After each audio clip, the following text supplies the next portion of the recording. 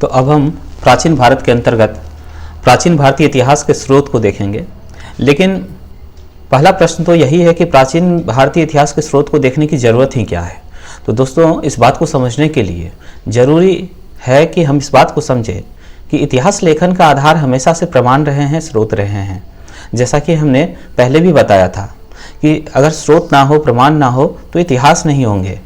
तो इसीलिए इतिहास का जो निर्माण है वो स्रोतों के आधार पर ही हुआ है। इसीलिए स्रोत को पढ़ना इतिहास को पढ़ने से पहले आवश्यक हो जाता है। तो देखते हैं हम लोग, पहले इसको समझ लेते हैं ये है क्या। तो इसको समझने के लिए एक डायग्राम है यहाँ, जिससे आप समझ सकते हैं। स्रोत या प्रमाण ही इतिहास लेखन का आधार होता है। इसीलिए लूसेंट के पहले चैप्टर में हम लोग स्रोतों को देखेंगे। स्रोत जो है ये मुख्य रूप से दो प्रकार के होते हैं। स्रोत मुख्य रूप से दो प्रकार के होते हैं, दो प्रकार के। एक देख रहे हैं साहित्यिक स्रोत। सबसे पहले हम लोग इसी को देखते हैं। साहित्यिक स्रोत का मतलब है कि लिखित रूप में कोई ना कोई प्रमाण मिला हो उस समय के बारे में। तो इसमें धर्म ग्रंथ ये सबसे पहले आ जाएंगे, धर्म ग्रंथ। और ऋग्वैदिक कालीन जो जानकारियाँ मिलेंगी उसका आधार ऋग्वेद होगा। इसीलिए हम लोग सारे महत्वपूर्ण प्रमाणों को, सारे महत्वपूर्ण साहित्यिक स्रोतों का अध्ययन करेंगे कि किन साहित्यिक स्रोतों से किस बात की जानकारी मिलती है। तो ऋग्वेद को देखेंगे, यजुर्वेद से क्या मिलता है, सामवेद से क्या मिलता है, अथर्ववेद से क्या मिलता है, ब्राह्मण ग्रंथों से क्या मिलता है, साथ ही साथ अरण्यक ग्रंथ से क्या मिलता है, ये सब देखेंगे। उपनिषद से किस बात की जानकारी मिलती है, पुराण से किस बात की जानकारी मिल जाती है, और बौद्ध, जैन तथा अन्य साहित्य किस तरह से प्राचीन भारतीय इतिहास की जानकारी के लिए काफ़ी महत्वपूर्ण स्रोत होते हैं। साहित्यिक स्रोत में सिर्फ धर्म ग्रंथ को हम नहीं देखेंगे, धर्म ग्रंथ के साथ साथ विदेशी यात्रियों से जो मिलने वाली जानकारियां हैं वो भी काफ़ी महत्वपूर्ण हो जाती है। और इसी क्रम में हम लोग टेसियस के द्वारा जो विवरण प्राप्त हुआ है उससे हम तत्कालीन प्राचीन भारतीय इतिहास को समझने की कोशिश करेंगे। साथ ही हेरोडोटस के वृत्तांतों से भी तत्कालीन भारतीय इतिहास को समझने का प्रयास करेंगे। निरियाकस, आनेसिक्रेटस और अरिस्टोबुलस ये ऐसे यूनानी इतिहासकार रहे हैं जो उस समय के प्राचीन भारतीय इतिहास के संदर्भ में काफ़ी जानकारी देने का काम करते हैं। मेगास्थनीज इनकी एक महत्वपूर्ण पुस्तक भी है जिसका नाम इंडिका है, और मौर्यकालीन प्रशासन के बारे में जानकारी देने का ये एक बेहतर, काफ़ी प्रमाणिक और बेहतर ग्रंथ माना जाता है। साथ ही डायमेकस वो विदेशी यात्री है जिससे बहुत कुछ भारतीय इतिहास के बारे में, प्राचीन भारतीय इतिहास के बारे में जानकारी हमें मिलती है। डायोनिसियस को देखेंगे, टॉलमी को देखेंगे, पिलनी को देखेंगे, और पेरिप्लस ऑफ द इरिथ्रियन सी जो काफ़ी इंपॉर्टेंट है, इसको देखने वाले हैं। साथ ही कुछ चीनी लेखकों के जो वृत्तांत है जिसमें फाहियान का नाम आता है, संयुगन का नाम आता है, वेनसवांग इम्पॉर्टेंट है, और इत्सिंग, ये ऐसे चीनी लेखक हैं जो तत्कालीन भारतीय समाज, अर्थव्यवस्था, राजनीति, संस्कृति, धर्म, इन सारे विषयों के बारे में जानकारी देने का काम करते हैं। आगे हम लोग अरबी लेखक को देखेंगे। इसमें से कुछ महत्वपूर्ण अरबी लेखक इस प्रकार हैं: अल-बरूनी, इब्न बतूता। इनके वृत्तांतों को देखेंगे और समझने का प्रयास करेंगे कि तत्कालीन भारतीय संदर्भों में इन्होंने क्या लिखा था। आगे देखेंगे अन्य लेखक, इसमें तारानाथ और मार्को पोलो जो कि मोरक्को के यात्री थे, और इन्होंने भी इतिहास लेखन की जानकारी देने में काफ़ी महत्वपूर्ण भूमिका निभाई है। तो ये सारे के सारे कुछ साहित्यिक साक्ष्य या साहित्यिक स्रोत थे जिनके माध्यम से हम भारतीय इतिहास का अध्ययन करने वाले हैं। अब वापस से हम अपने विषय पर आते हैं, लूसेंट के विषय वस्तु पर। तो देखते हैं प्राचीन भारतीय इतिहास के स्रोत। तो प्राचीन भारतीय इतिहास के विषय में जानकारी मुख्यतः 4 स्रोतों से, जैसा कि हमने पहले ही बात कर लिया है, 4 स्रोतों से प्राप्त होती है। एक है धर्म ग्रंथ, दूसरा है ऐतिहासिक ग्रंथ, उसके बाद विदेशियों का विवरण है जिसकी हम लोग बात कर चुके हैं, पुरातत्व संबंधी साक्ष्य अभी इसकी बात नहीं किए हैं, पहले हम लोगों ने सिर्फ साहित्यिक साक्ष्यों को देखने का काम किया है। अब जब धर्म ग्रंथ और ऐतिहासिक ग्रंथ से मिलने वाली महत्वपूर्ण जानकारी को देखेंगे तो इस क्रम में आप देखते हैं कि भारत का सर्व प्राचीन धर्म ग्रंथ वेद है। सर्वप्राचीन धर्मग्रंथ वेद है।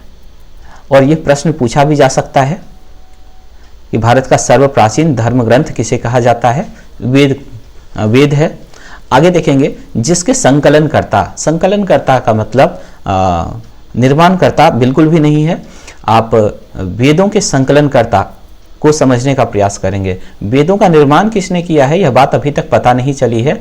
इसीलिए जो लोग मानते हैं वो ये मानते हैं वेदों को लेकर के कि वेद अपुरुषेय है, यानी किसी भी मानव ने वेद की रचना नहीं की है, बल्कि यह अपुरुषेय है, देवताओं द्वारा रचित है। इसीलिए इसके संकलनकर्ता को हम महर्षि कृष्णद्वैपायन वेद व्यास के नाम से जानते हैं। तो वेद काफ़ी इंपॉर्टेंट है। और इसके संकलनकर्ता का मतलब होता है कि वेद से जुड़ी जो अलग अलग जानकारियां थी उसको एक जगह एकत्रित करके लिखने का, संकलित करने का जो श्रेय जाता है वो महर्षि कृष्णद्वैपायन वेद व्यास को जाता है। इसीलिए अगर आपसे यह प्रश्न पूछ ले कि वेद की रचना किसने की, तो महर्षि कृष्णद्वैपायन वेदव्यास इसका उत्तर नहीं होगा, बल्कि वेदव्यास ने तो सिर्फ संकलन किया था, निर्माण नहीं किया था वेद का। आगे देखें, इसी वेद में भारत की जो प्राचीन संस्कृति है, विश्व को लेकर के जो भारत का नजरिया है, उसको लेकर के बात हुई है। जो सबसे बड़ा दर्शन हमारे विदेश नीति का है, वसुधैव कुटुंबकम, यानी वसु मतलब होता है, वसु मतलब धरा, मतलब पृथ्वी, और धैव मतलब पृथ्वी जिसको भी धारण करे, वो सारे जीव जंतु ये हमारे कुटुंब हैं। सिर्फ मानव के संदर्भ में यह उद्घोष नहीं है, बल्कि पृथ्वी पर जितने भी जीव है, वनस्पति है, पहाड़ हैं, पठार हैं, मैदान हैं और नदियां हैं, उन सब को लेकर के कि हमारे बीच एक संबंध है, हम सब कुटुंब हैं। इतने बड़े दर्शन के प्रतिपादक कहीं न कहीं आपको वेदों में देखने को मिलेगा। तो वसुधैव कुटुंबकम जो भारतीय विदेश नीति के साथ साथ भारतीय संस्कृति का आधार रही है, इसका वास वेदों में मिलता था, इसका प्रमाण वेदों में है, और यह एक वेद वाक्य है जो आज हमारा दर्शन भी है। ठीक है, तो वेद वसुधैव कुटुंबकम का उपदेश देता है। इस तरह के प्रश्न पूछे जा सकते हैं कि वसुधैव कुटुंबकम की अवधारणा कहाँ से ली गई है, तो उत्तर हो जाएगा वेद। आगे देखिए, भारतीय परंपरा वेदों को नित्य तथा अपुरुषेय मानती है।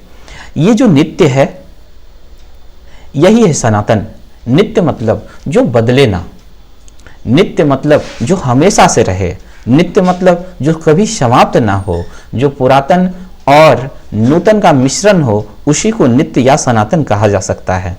इसके साथ ही वेदों को नित्य के साथ अपुरुषेय कहने का मतलब है कि किसी एक पुरुष ने इसकी रचना नहीं की है। माना तो यह भी जाता है कि देवताओं ने इसकी रचना की थी।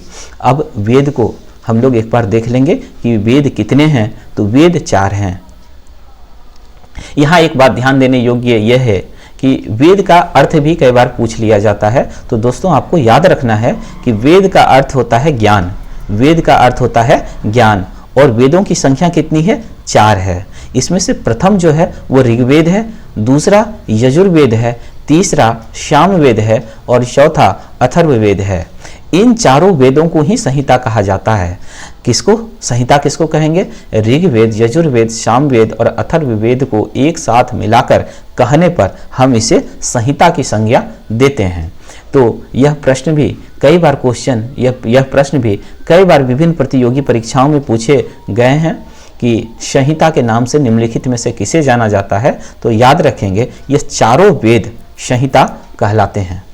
आगे अब हम लोग यहाँ 4 वेद जो ऋग्वेद, यजुर्वेद, सामवेद और अथर्ववेद की बात हुई है, इन चारों वेदों को अब हम क्रमिक रूप से एक एक कर करके पढ़ेंगे। तो सबसे पहले ऋग्वेद को देखेंगे। तो ऋग्वेद क्या है? ऋचाओं के क्रमबद्ध ज्ञान, ऋचाओं के क्रमबद्ध ज्ञान है। ठीक है, इसी के संग्रह को ऋग्वेद कहा जाता है। इसमें 10 मंडल हैं और 1028 सूक्त। यह प्रश्न कई प्रतियोगी परीक्षाओं में पूछे गए हैं कि ऋग्वेद को कितने मंडल, कितने सूक्त और कितने ऋचाओं में बांट करके देखा जा सकता है। तो यह याद रखना है कि ऋग्वेद को 10 मंडल, 1028 सूक्त और 10,462 ऋचाएं हैं। एक चीज़ तो यहाँ क्लियर है कि यहाँ भी 10 है, यहाँ भी 10 है और यहाँ भी 10 है, तो 28,462, ठीक है। तो 10 मंडल है, 1028 सूक्त है और 10,462 ऋचाएँ हैं। यह प्रश्न सदाबहार प्रश्न है, इसको हम ध्यान में रखेंगे। इस वेद के ऋचाओं के पढ़ने वाले ऋषि को, अब देखिए अभी हम लोगों ने देखा कि 4 वेद हैं, जिसमें से ऋग्वेद, सामवेद, यजुर्वेद और अथर्ववेद था। इन चारों वेदों के ऋचाओं को पढ़ने वाले ऋषि को अलग अलग नाम दिया गया है। जैसे यहाँ एक प्रश्न यह पूछा गया है, अगर पूछा जाए कि ऋग्वेद के ऋचाओं को पढ़ने वाले ऋषि को क्या कहते हैं, यहाँ वेद का मतलब ऋग्वेद से है कि ऋग्वेद के ऋचाओं को पढ़ने वाले ऋषि को किस नाम से जाना जाता है, तो इसको होत्री या होता कहते हैं। या इस तरह से भी प्रश्न पूछा जा सकता है कि वेद के ऋचाओं को पढ़ने वाले ब्राह्मणों को क्या कहा जाता है, तो होत्री या होता कहते हैं। आगे देखेंगे, वेद से आर्य के राजनीतिक प्रणाली, इतिहास, राजनीतिक प्रणाली, वेद से बड़ा इंपॉर्टेंट है यह कि वेद से किसके, तो आर्यों के राजनीतिक प्रणाली, आर्यों के इतिहास और ईश्वर की महिमा के बारे में जानकारी मिलती है। तो जो वेद है वह मुख्य रूप से आर्यों के राजनीतिक प्रणाली, इतिहास एवं ईश्वर की महिमा के बारे में हमें जानकारी उपलब्ध कराती है। आगे देखेंगे कि विश्वामित्र द्वारा रचित ऋग्वेद के 3रे मंडल में सूर्य देवता सावित्री को समर्पित प्रसिद्ध गायत्री मंत्र है। अब ये बड़ा इंपॉर्टेंट क्वेश्चन है, कई बार विभिन्न प्रतियोगी परीक्षाओं में पूछा गया है। तो पहली बात तो आपको ये ध्यान रखना है कि ये जो विश्वामित्र हैं, इनके साथ साथ कई अन्य ऋषि हैं जिन्होंने ऋग्वेद के अलग अलग मंडलों का निर्माण किया है। जैसे आप विश्वामित्र को देखेंगे तो 3रे मंडल के साथ साथ विश्वामित्र ने 7वें मंडल का भी निर्माण किया है। तो 7वां मंडल हो या 3रा मंडल हो, इसके रचयिता विश्वामित्र हैं। लेकिन तीसरे मंडल की जो सबसे बड़ी खासियत है वो ये है कि 3रे मंडल में सूर्य देवता सावित्री को समर्पित प्रसिद्ध गायत्री मंत्र है। तो आज जिस गायत्री मंत्र का घर घर जाप हो रहा है, इसका आधार ऋग्वेद है और ऋग्वेद के 3रे मंडल में गायत्री मंत्र की चर्चा है। और ऋग्वेद के इस 3रे मंडल के साथ साथ ही गायत्री मंत्र के रचयिता अगर पूछे जाए तो उत्तर हो जाएगा विश्वामित्र। आगे देखें,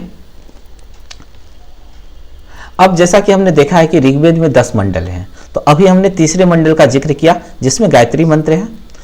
9वें मंडल में क्या है, तो 9वें मंडल में देवता सोम का उल्लेख है।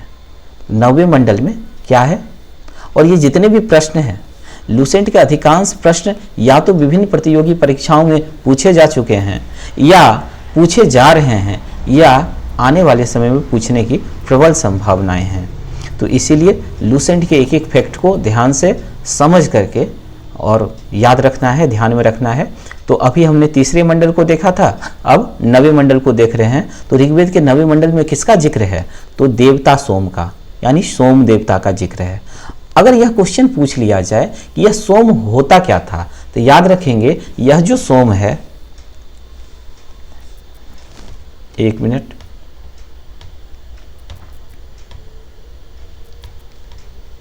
यह जो सोम है, तो हमने अभी देखा है कि 3रा मंडल, 3रे मंडल में क्या है, गायत्री मंत्र।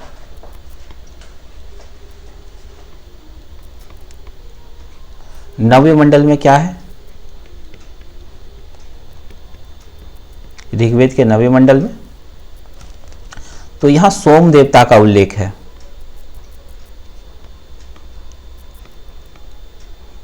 तो सोम देवता कौन थे भाई, तो याद रखेंगे सोम जो है, यहां पर सोम एक खास प्रकार की वनस्पति है, खास प्रकार की वनस्पति है।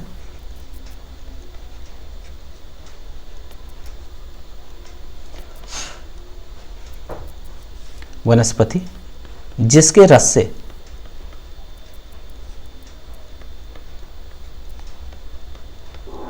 मादक पेय पदार्थ बनाए जाते थे। मादक पेय पदार्थ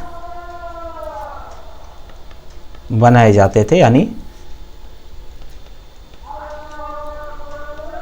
कोई भी नशीला ड्रिंक बनता था तो उस समय लोग नशे के रूप में किस रस का पान करते थे? तो सोम रस का पान करते थे। आगे देखें, आगे देखेंगे कि ऋग्वेद का जो 8वां मंडल है, 8वां मंडल, इसके हस्तलिखित ऋचाओं को खिल कहा जाता है।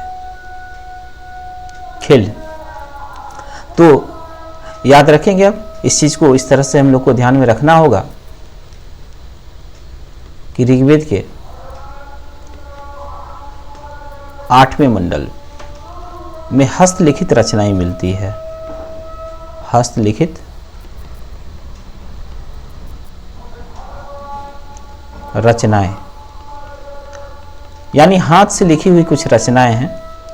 इन्हीं रचनाओं को खिल के नाम से जाना जाता है। अब वापस से देखते हैं, आगे देखेंगे ऋग्वेद का जो सबसे बड़ा मंडल है वो 10वां मंडल है। तो ऋग्वेद के 10वें मंडल के बारे में हम लोग बात कर लेते हैं। ऋग्वेद का सबसे बड़ा मंडल कौन सा मंडल है? तो 10वां मंडल है। इसमें नदी स्तुति सूक्त यानी नदियों की प्रशंसा है। पुरुष सूक्त यानी वैदिक समाज शास्त्र का यहाँ ज्ञान मिलता है। और नासदीय सूक्त जिससे ब्रह्मांड के सृजन संबंधित विभिन्न अनुमान व्यक्त किए गए हैं, इसका पता चलता है। साथ ही सूर्य सूक्त जो विवाह श्लोक हैं, इनकी भी जानकारी मिलती है। तो एक बार 10वें मंडल को देख लीजिए ताकि याद हो जाए। 10वें मंडल में, तो 10वें मंडल में जो सबसे इंपॉर्टेंट यहां प्रश्न बनता है, पुरुष सूक्त को लेकर बनता है। और यह प्रश्न बार बार पूछा जाता है कि पुरुष सूक्त का वर्णन ऋग्वेद के किस मंडल में है? तो याद रखेंगे 10वें मंडल में पुरुष सूक्त का वर्णन है। और पुरुष सूक्त में ही वर्ण व्यवस्था का प्रथम वर्णन मिलता है। प्रथम वर्णन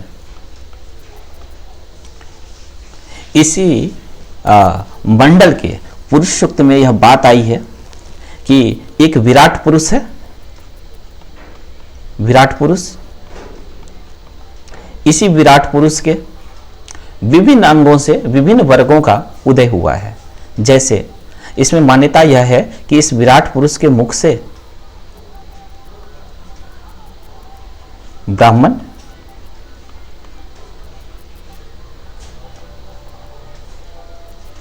भुजाओं से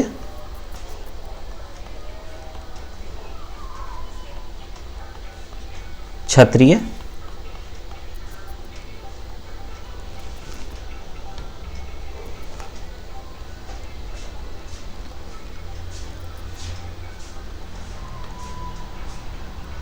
जांग, कहीं कहीं नाभि भी, से वैश्य, और पैर अथवा पैर के नाखून से शूद्र वर्ग की उत्पत्ति होती है। तो यह विभाजन बाद के भारतीय समाज में देखने को मिलता ही है। और आज भी वर्ण व्यवस्था को बहुत लोग मानते हैं, बहुत लोग नहीं मानते हैं। तो इस पुरुष सूक्त का जो समाज पर इतना प्रभाव रखता है, इसका प्रथम जिक्र ऋग्वेद के 10वें मंडल में मिलता है। इसीलिए इसे आप काफ़ी ज़्यादा इंपॉर्टेंस देंगे। यह प्रश्न कई बार पूछा गया है, कई बार पूछा जा सकता है।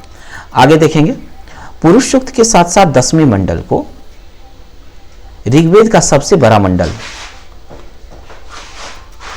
ऋग्वेद का सबसे बड़ा मंडल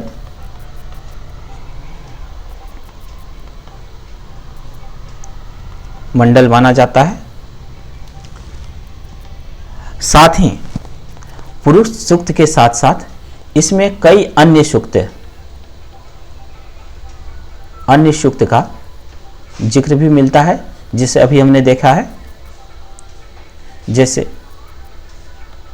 सूर्य सूक्त,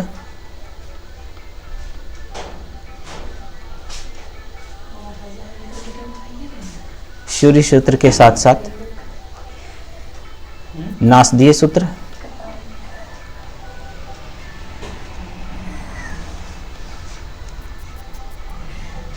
नदी सूत्र, नदी सूक्त, सूत्र नहीं, नदी सूक्त, और देख लीजिए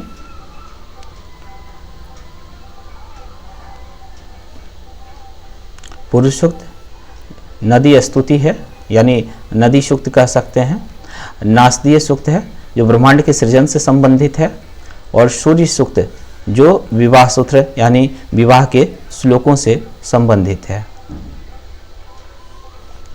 तो ऋग्वेद के विभिन्न मंडलों से यह प्रश्न पूछा जाता है। आगे देखें, अभी और भी जानकारी अगर जो लूसेंट में नहीं है, जिसका जिक्र लूसेंट में नहीं है, तो अंत में जब हम आएंगे इस चैप्टर पर तो जो छूट गए हैं फैक्ट्स, उन फैक्ट्स को भी देखेंगे, ताकि एक कंप्लीट तैयारी इसी प्लेटफॉर्म पर ज़्यादा किताबों को बिना पढ़े आपको हो जाए। आगे देखें दोस्तों,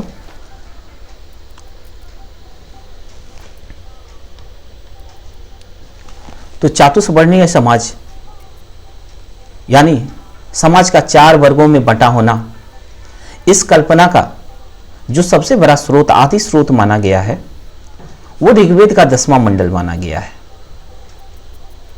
ऋग्वेद के 10वें मंडल में बस याद यह रखना है कि ऋग्वेद के जिस 10वें मंडल में पुरुष सूक्त का वर्णन है, पुरुष सूक्त में जिस चातुर्वर्णीय सामाजिक व्यवस्था की संकल्पना दी गई है, वह संकल्पना जन्म आधारित बिल्कुल भी नहीं था, बल्कि कर्म आधारित था। लेकिन बाद के लोगों ने इसको दूषित कर दिया और इसको जन्म आधारित बना दिया। आगे देखें, तो ऋग्वेद के 10वें मंडल में वर्णित है क्या? पुरुष सूक्त। पुरुष सूक्त को ध्यान रखना है 10वें मंडल की सबसे बड़ी विशेषता। यही कारण है कि 10वां मंडल सबसे अधिक बार पूछा गया है विभिन्न प्रतियोगी परीक्षाओं में। इसके अनुसार 4 वर्ण है। 4 वर्ण कौन कौन से हैं?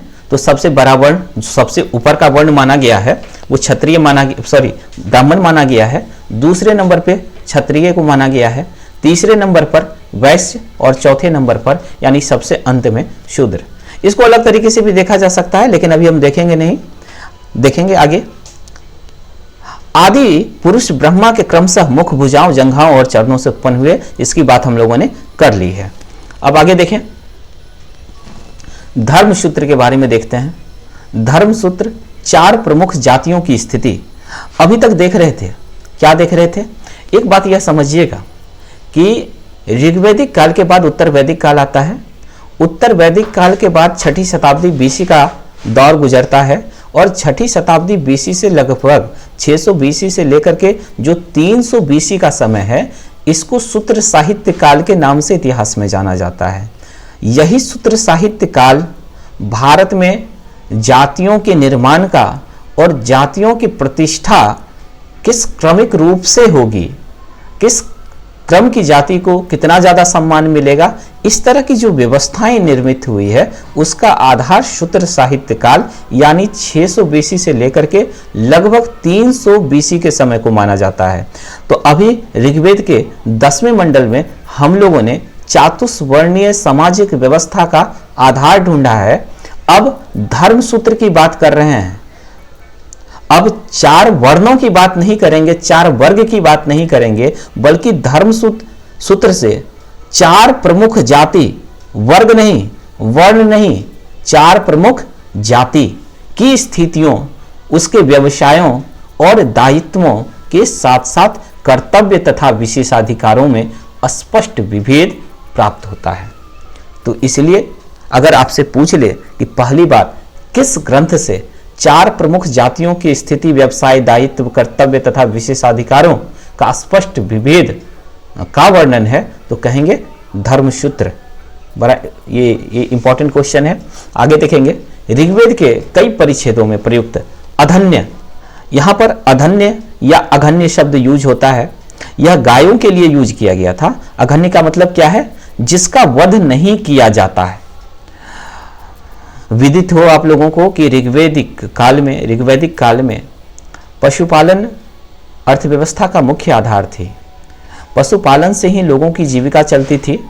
पशुचारणीय सामाजिक व्यवस्था थी, इसीलिए गायों का बड़ा महत्व था और गायों के अति महत्व होने के कारण ही यहाँ पर गायों के लिए अघन्य या अधन्य शब्द का प्रयोग हुआ है। इसका मतलब किससे है? गायों से, यानी गायों का वध नहीं किया जा सकता है, ऐसी बात मिलती है ऋग्वेद में। आगे देखिए, यहाँ दो प्रश्न पूछे जा सकते हैं, दो प्रकार से प्रश्न पूछे जा सकते हैं। पहला प्रश्न यह पूछा जा सकता है कि अधन्य शब्द किसके लिए इस्तेमाल हुआ है, तो उत्तर होगा गाय। और दूसरा प्रश्न यह पूछा जा सकता है गायों के लिए अधन्य शब्द का प्रयोग किस ग्रंथ में मिलता है, तो उत्तर होगा ऋग्वेद। आगे देखें, ऋग्वेद में ब्रह्मा का उल्लेख है किंतु आत्मा का नहीं।